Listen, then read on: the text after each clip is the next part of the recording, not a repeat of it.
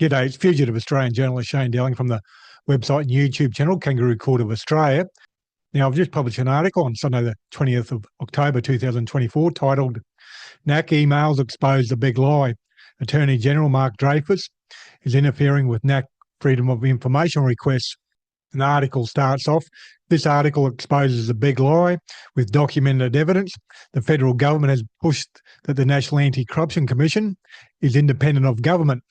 That lie is exposed in the email trail below between me, the NACC, and Inspector of the NACC, and proves that the federal government is corruptly interfering with freedom of information requests to the NACC and the Inspector of the NACC. I sent two freedom of information requests in September 2024, one to the NACC and one to the Inspector of the NACC, and both freedom of information requests ended up in the hands of the Attorney General's Department Freedom of Information team. That alone should concern every Australian. It means that Attorney General Mark Dreyfus's Attorney General's Department has eyes and ears into the inner workings of the NACC and Inspector of the NACC Freedom of Information requests and is part of the decision-making team for the FOI requests. It says on the NACC's website overview page, the National Anti-Corruption Commission is an independent Commonwealth agency. We detect, investigate and report on serious or systemic corruption in the Commonwealth public sector. We also educate the public service and the public about corruption risk and prevention. The NACC mission is to enhance integrity in the Commonwealth public sector by deterring, detecting and preventing corrupt conduct involving Commonwealth public officials through education, monitoring, investigation, reporting and referral. Independence from government means the government is not able to tell the NACC what to investigate or how to do its job. But as you will see below, the government does oversee the FOI requests for the Inspector of the NACC and on at least one occasion colluded with the NACC FOI team to avoid complying with my September Freedom of Information request.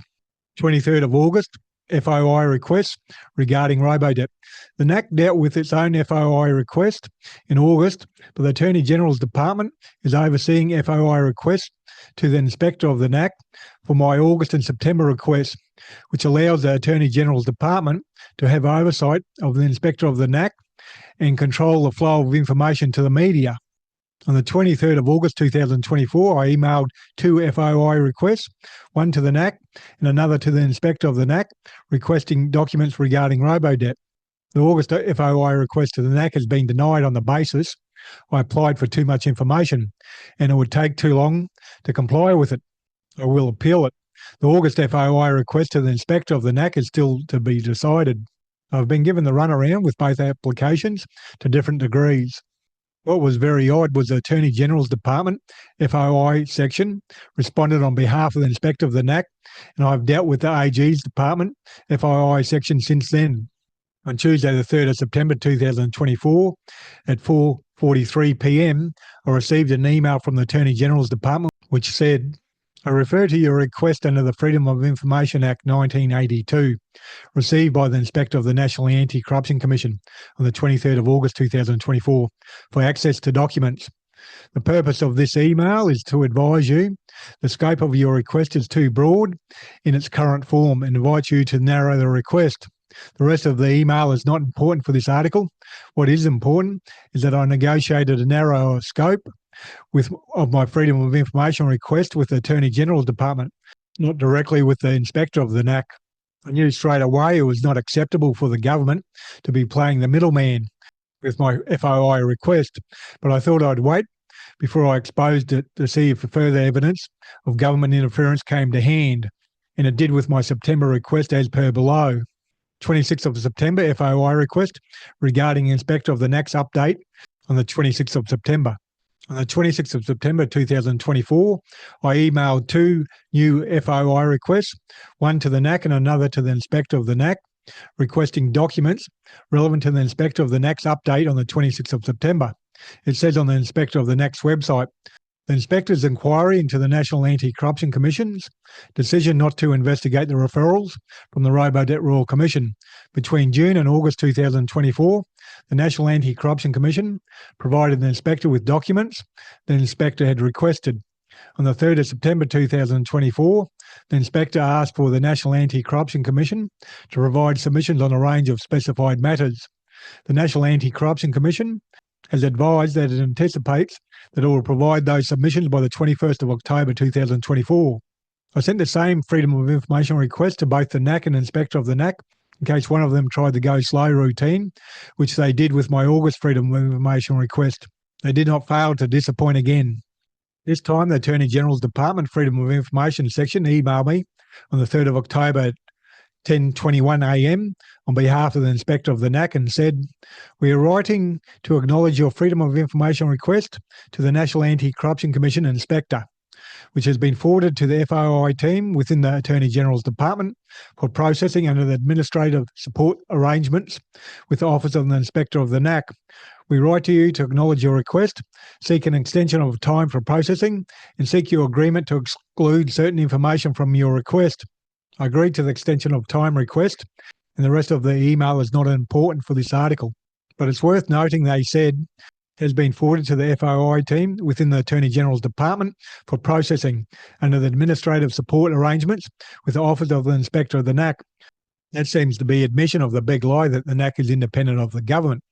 On the 9th of October, the NACC's Freedom of Information section contacted me and said, "Transfer to the Inspector of the Commission. The Commission is seeking to transfer the request of the Inspector of the National Anti-Corruption Commission in accordance with Section 16(1)(b) of the Freedom of Information Act, as the subject matter is more closely connected with the functions of the Inspector. While preparing to transfer, the Inspector advised that it has received the same request from you in identical terms. If the transfer is finalised, the Inspector will have two identical requests to process. Accordingly, we invite you to withdraw your request to the Commission, noting that the Inspector is already processing an identical request." They sent me a follow-up email on Friday the 11th of October at 11:44 a.m. saying, "Can you please advise whether you accept withdrawing the application given the same request was made to the Inspector?" On the 11th of October, I sent the NACC the below email at 2:29 p.m. and the email says, "Dear FOI Officer, the Inspector of the NACC is investigating the NACC after complaints about the decision by the National Anti-Corruption Commission not to commence a corruption investigation into referrals concerning 6 public officials from the Royal Commission into the Robodebt scheme. Ms. Furness SC said many of those complaints allege corrupt conduct or maladministration by the NACC in making that decision. Given that, it is scandalous that the NACC staff are communicating with the Inspector of the NACC staff regarding my Freedom of Information application, which relates to the NACC Inspector's investigation into the NACC regarding Robodebt. It is an abuse of process by the NACC and Inspector of the NACC. While it might be legal under Freedom of Information laws, it is ethically wrong and shows Freedom of Information laws need to be amended so this abuse does not happen again. The average person would think there is a possibility that the NACC and Inspector of the NACC are colluding in a conspiracy to conceal serious indictable offence, which is the corrupt conduct the Inspector of the NACC is investigating. For that reason, I will not be withdrawing my Freedom of Information application, which you have requested I do. My advice is for the NACC to comply with my FOI application and not send my FOI application to the Inspector of the NACC as you propose. Regards, Shane Dowling, Kangaroo Court of Australia. On the 15th of October, I received the below email from the Attorney General's Department, FOI section, on behalf of the Inspector of the NACC.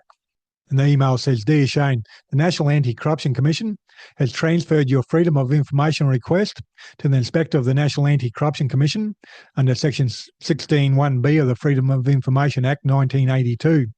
This has been forwarded to the Attorney General's Department for processing under administrative support arrangements with the Office of the Inspector of the National Anti-Corruption Commission."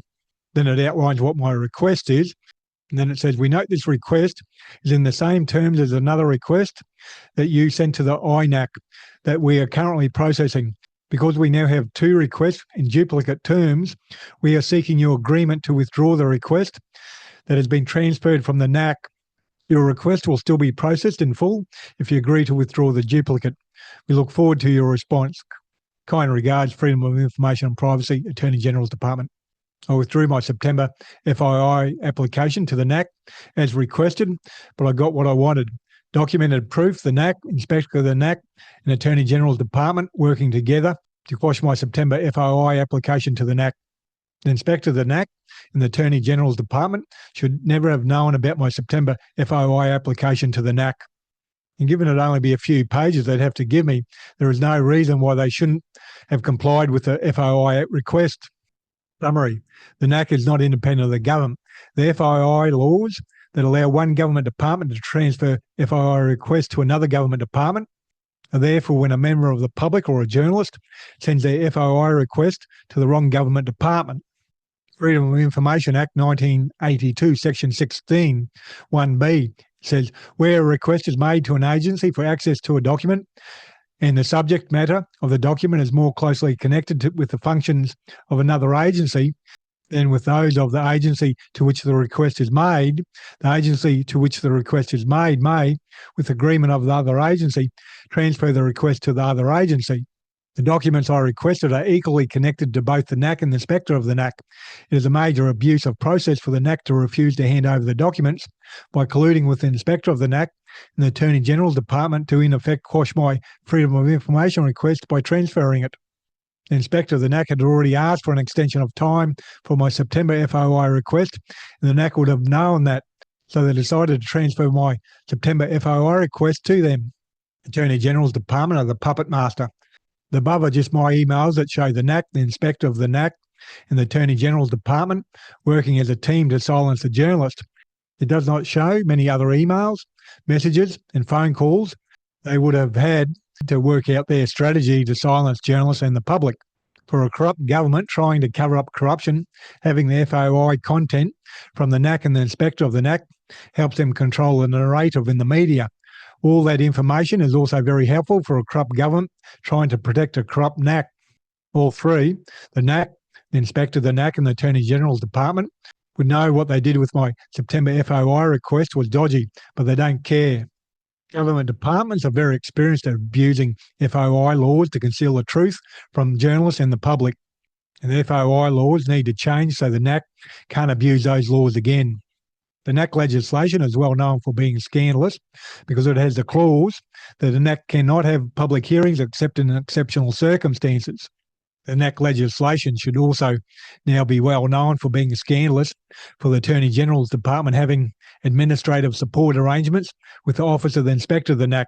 Besides processing FOI applications, what else does the Attorney General's Department do for the Office of the Inspector of the NACC? So much for the NACC and the Inspector of the NACC being independent of government. It's another government lie. And I'll keep on following up on this matter, and please make sure you share this video on social media, and please hit the like and subscribe button. And Kangaroo Court of Australia's independent media, I publish a website and a YouTube channel, and I'm 100% crowdfunded from viewers like yourself. So please support my Patreon account or PayPal account. I currently have 464 people supporting me on Patreon, and you can donate any amount, $3, $5, $10, $15, $20, $30, $40, $50 a month, whatever suits your budget on Patreon or PayPal.